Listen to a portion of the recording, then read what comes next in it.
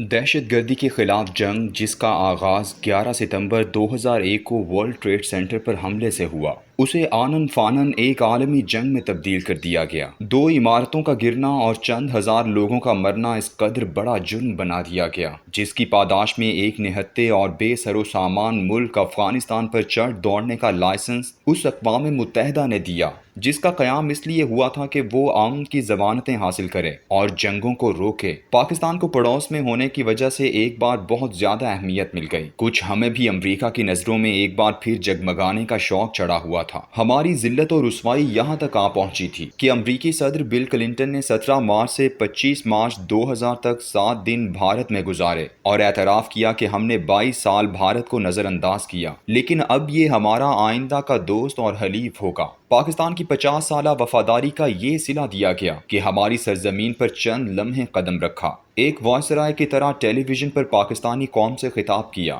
بندے دا پتر بننے کی ہدایات دیں اور چلے گئے۔ لیکن 9/11 نے پاکستان کی ضرورت اور اہمیت اجاگر کی تو پاکستانی لیڈرشپ کی اندرونی بزدلی نے ہمارے لیے راستے کٹھن ہی نہیں، بے ثمر بھی کر دیے۔ کوئی ضیاء الحق ہوتا تو جنگ میں کودنے سے پہلے امریکہ کو اس کی اوقات یاد دلاتا کہ تم ہمارے بغیر یہاں کچھ نہیں کر سکتے، اور یہ جو امداد تم ہمیں دے رہے ہو، یہ انگریزی محاورے میں پینٹس یعنی چند مونگ پھلی کے دانے ہیں، اسے اپنے پاس رکھو۔ امریکہ کو اپنی شرائط پر راضی کرتا اور اس افغان جنگ کا ایسا نتیجہ نکلتا جیسا سوویت افغان جہاد کا نکلا تھا کہ دنیا بھر کی مخالفت کے باوجود امریکی صدر ہر 6 ماہ بعد یہ سرٹیفکیٹ جاری کرتا تھا کہ پاکستان کا ایٹمی پروگرام پرامن ہے اور وہ ایٹم بم نہیں بنا رہا۔ افغان جہاد کا کوئی اور سلا ہو یا نہ ہو، پاکستان کا ایٹم بم اتنا بڑا تحفہ ہے کہ اس نے ہمارے دفاع کو مضبوط کر دیا ہے۔ یہی وہ 22 سال تھے جس کے بارے میں بل کلنٹن نے کہا تھا کہ ہم نے بھارت کو نظر انداز کیا۔ 11 ستمبر کے حادثے کے وقت ہمیں مشرف کی صورت میں ایک ایسی قیادت میسر تھی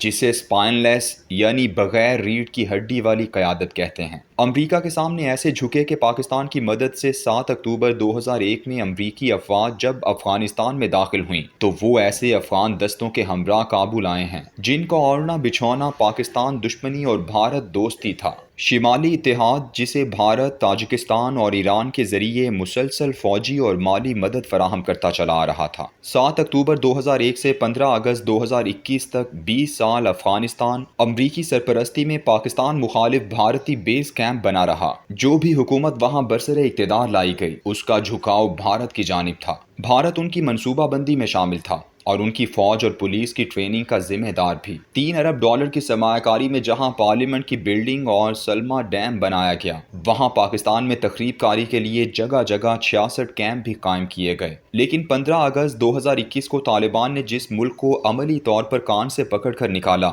وہ بھارت تھا۔ ان 20 سالوں میں پاکستان میں بھی جو کچھ ہوا وہ ناقابل یقین ہے۔ مشرف دور میں اور اس کے بعد زرداری اور نواز شریف کی حکومتوں میں بھی بھارت سے پینگے بڑھانے اور ایک گنگا جمنی تہذیب و کلچر میں رنگ جانے کا ایسا چلن چلا کہ ساری تاریخ اور قیام پاکستان کے سارے زخم بحیرہ عرب میں پھینک دیے گئے۔ جس بھارت میں پاکستانی کرکٹ ٹیم کلکتہ میں جیتی تھی تو اسٹیڈیم کو آگ لگا دی گئی تھی، لیکن اس کے برعکس بھارتی ٹیم لاہور میں جیتی تو جشن منایا گیا۔ اس پر ایک بھارتی اخبار نے لاہوریوں کے جوش و خروش کو دیکھ کر یہ ہیڈ لائن لگائی تھی: Lahore was like a beach in the heat. Lahore ایسا لگ رہا تھا جیسے کوئی کتیا خمار میں ہو۔ سیفما ایک ایسی جگہ تھی جہاں پاکستان کی خالق جماعت مسلم لیگ کا سربراہ نواز شریف بھی کھڑے ہو کر اس سرحد کا انکار کرتا ہے جو مسلمانوں نے اپنے خون سے کھینچی تھی، جبکہ اس ڈیورنڈ لائن کو مقدس سمجھا جانے لگا جو انگریزوں نے مسلمانوں کو تقسیم کرنے کے لیے کھینچی تھی۔ دونوں جانب بار لگا کر یہ ثابت کیا گیا کہ بھارت اور افغانستان دونوں ممالک ہمارے دشمن ہیں۔ افغانستان سے دشمنی کی روایت اور اس کا بیج انگریز نے ڈالا تھا، اور اس کی بنائی ہوئی افغان پالیسی آج بھی ہماری سیاسی اشرافیہ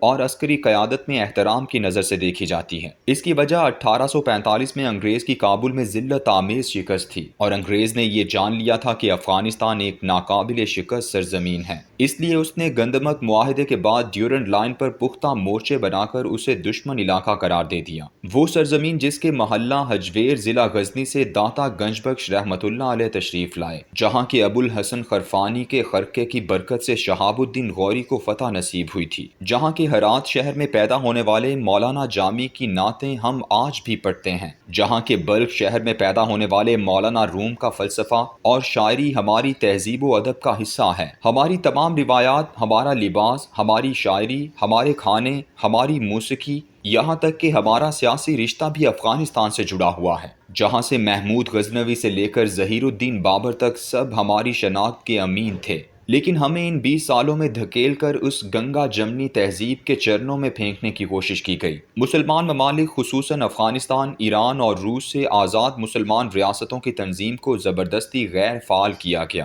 اور سارک کو فعال بنانے کی ناکام کوشش کی گئی۔ امریکہ اور عالمی اتحاد نے بھارت کو براستہ ایران و افغانستان اس خطے میں بالادستی کا جو سرٹیفکیٹ جاری کیا تھا، اسے اب طالبان نے پھاڑ کر پھینک دیا ہے۔ یہ پہلی دفعہ ہے کہ امریکہ کو بھی اب فیصلہ کرنا پڑ رہا ہے کہ اس کا اصل دوست اور ساتھی بھارت ہے یا پاکستان، اور امریکہ نے یہ فیصلہ کر لیا ہے کہ بھارت اب اس کا دوست ہوگا، کیونکہ اس کی اگلی لڑائی چین کے ساتھ ہے، جس کے معاملے میں وہ پاکستان پر اعتماد نہیں کر رہا۔ ایسے پاکستان میں موجود وہ طبقہ جو سیاستدانوں، بیوروکریسی اور فوج میں موجود ہے، لیکن طبقے کی بہت بڑی تعداد میڈیا اور ادبی دنیا میں ہے۔ یہ طبقہ خواہش رکھتا ہے کہ پاکستان اور بھارت مشترکہ طور پر امریکہ کی جھولی میں رقص کریں اور افغانستان کو ایسے ہی دشمن سمجھیں جیسے انگریز اسے بنا کر گیا تھا۔ یہ پاکستان کے لیے بہت فیصلہ کن مرحلہ ہے کہ اس افغانستان کو اپنا دوست رکھتا ہے جس کا احمد شاہ ابدالی، شاہ ولی اللہ کے خط پر اس ملک کے مسلمانوں کے تحفظ کی جنگ میں کود پڑتا ہے، یا اس بھارت کے ساتھ دوستی کرتا ہے جہاں بسنے والے 25 کروڑ مسلمان بھی محفوظ نہیں ہیں، اس چین کا کھل کر ساتھ دیتا ہے جس نے ابھی تک کسی ملک کو دھوکہ نہیں دیا،